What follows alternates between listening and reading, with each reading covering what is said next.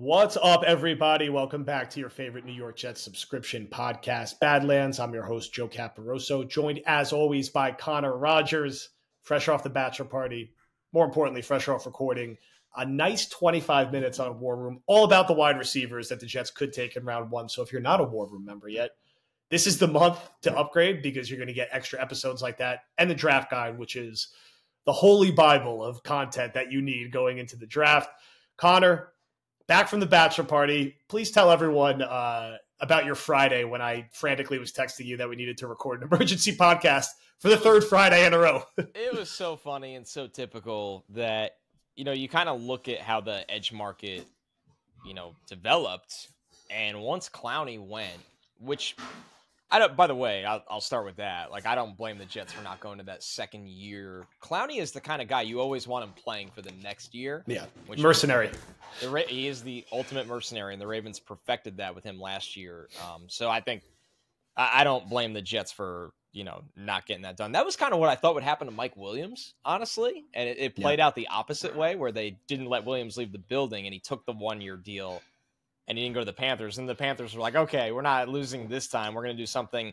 I won't call it stupid because they needed the edge help really badly. And Clowney's a really good player.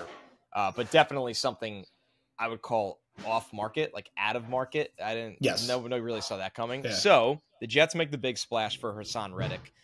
One of my favorite pass rushers to watch in the NFL. I always like the guys that are a little bit more compact and loose and flexible. That's why I fell in love with Bryce Huff. And I think that, so the trade comes in, and you text me here at Badlands. Shockingly, we are always on top of our stuff. And you're like, shall we? And I was like, I'm going to be honest with you. I was like, I am 7 beers deep in Portland, Maine right now. I don't have a computer. I don't even have headphones, which I always travel with. I was like, I just don't think I could do it. I think it's the first time I've ever been like, there's just no way. There's no way. If there's one time you have a fair excuse, it'll be this and your honeymoon. And if anything happens we'll be at your wedding together, so we could theoretically record there. But I think your fiance/wife would rightly kill us both. But this was a fair excuse where we had to call an audible at the last second. Will stepped in and we found a way to get it done. We got it done. Will was ready. You filled in, and it's one of those that was funny too, because I was like, damn, there's a lot to unpack with this one. Like, I really don't want to miss this podcast, but I just have to. I can't even I wouldn't correctly put together my thoughts, I think, for something as complex as that. So they trade for Haason Reddick, a trade that if you read through it, there's just almost no way that becomes a second-round pick because the Jets don't play their edge defenders the snaps required for him to, like, 2 people need to get hurt for him to have to play that amount of snaps. And not to mention that, we're all hoping he easily gets double-digit sacks, but that's not the part that matters. So with Reddick, I thought the value was right because he's owed a lot of money this year, and the Eagles didn't pick up much of the tab. And the thing it's very hard to comment on is that it feels like the Jets just did this without getting into the contract problems he's been having with the team. It always felt like whoever traded for Reddick would know, well, we got to pay him, which is why I always wondered when they lost Huff, a lot of people were like, well, could you just go trade for an Eagles pass rusher? And it's like, well, does it make sense to go give the older guys the big money deal that you weren't willing to give the 25-year-old guy?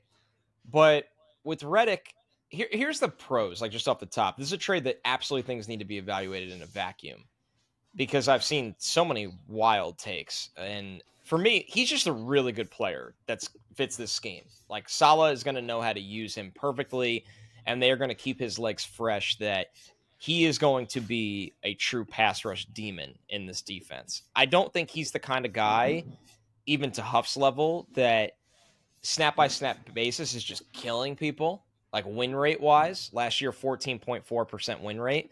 But he is excellent at finishing plays.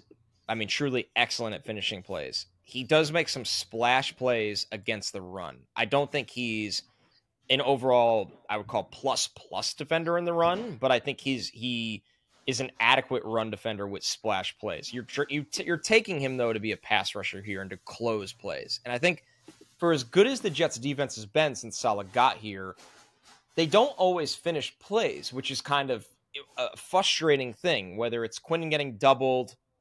JFM is the king of always there, and then the ball's out, and then he hits the quarterback. Yeah, he gets the penalty.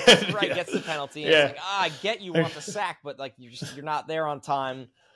JFM and Huff had some really quick wins last year. I mean, you got to give credit to them, but they're definitely need that guy. Like the burst and pursuit of Reddick is really, really high level. And once again, loose, flexible, definitely. Here's the funny thing. Will McDonald's a lot longer than Reddick in terms of the build, but how you want McDonald to play is what Reddick has transformed himself into the last 4 years. I mean, this is someone, and it's so funny, the conversation to me of, well, they're giving up on Will McDonald. Will McDonald's been in the NFL for 1 year, and it's ironic that the trade for Reddick is the way you make that statement, because Reddick is a guy that his first 3 years in the NFL, first off, he was an off-ball linebacker. He didn't even have 10 sacks combined his first 3 years in the NFL. He had 12 and a half his last year in Arizona. He was age 26. It was his 4th year in the NFL. They figured out how to use him. He figured out how to maximize his skill set. Like the road for pass rushers is not always steady Eddie. It takes a while. So I like that the Jets, we don't have to go back down the Huff road. Like how they got here is bizarre, right? It's just, and I think the Jets kind of said it already. Like we should have paid him before it was free agency, and we didn't, and we're disappointed we lost the guy. It's a mistake. There's no way around it. It was a bad mistake. But we say this all the time on the podcast. How do you correct your mistakes? Yep. The Jets right What's now. What's your plan B? What's your plan B? Because the Jets are, this has been the story of correcting mistakes. Becton, really bad pick. Elijah Moore, really bad pick. Zach Wilson, really bad pick. What have they done to correct those mistakes? They've spent a lot of money. They've spent a lot of money. But at least they're solutions to bad mistakes. So losing Bryce Huff because you didn't pay him in time, this is the solution where Reddick fits the Rodgers window. Do I think Reddick in 3 years is going to be getting double-digit sacks? I don't. But do I think Reddick the next year or two, and I'd like to see a tack-on extension here. I don't know if he'll agree to that, but I would love to see the 2-year window of Reddick, kind of on board as well, where, he's still a really good player right now. The defense needed this. I'm very floored at McDonald's just, number one, guys get hurt. Number two, the Jets rotate the absolute hell out of their guys up front. And you almost wonder, to me, do they feel like that they are going to have teams in more throwing situations next year because of the offense with Rodgers and even Tyrod, who is significantly better than Zach Wilson? Do they feel like they're going to have teams in more throwing situations that they now go and look at JFM, who's a really good hard-nosed player up front against the run, and say, okay, we can ask him to take a pay cut because if he doesn't want to, that's the guy that the role might be turned down, not Will McDonald. Will McDonald's role can't get any reduced. It can't. Yeah. So the Jets are going into the mode, love it or hate it, and it's a little confident. And you know what? I'd rather them be confident in trying to close out games than saying, well, we got to grind to 20 points today. That's loser shit. That is loser shit. They are going into it thinking, we want dudes that are not going to be, 300 pounds, stuffing the run all the time. But in the second half, when it's time to pin our ears back and kill the quarterback and end the game, Haason Reddick can do that. Jermaine Johnson can do that. Quinnen Williams can do that. Javon Kinlaw, even when healthy, can do that. And Will McDonald can absolutely do that. So if you're in those situations, it's 3rd and 11, and I have Will McDonald on one edge, Haason Reddick on one edge, Jermaine Johnson kicked inside next to Quinnen Williams, I'm good with that. I'm pretty excited about that. So I think there's just a lot to unpack with this trade where the low-hanging fruit of it is, well, they traded for the guy that, was replaced by the guy the Jets let go. But I don't think it's that apples to apples and cut and dried. And I like the move because I love the player for a 3rd-round pick that 2 years from now, who the hell knows what's going to be? We're not gonna worry about that. I mean, look, it plays well to the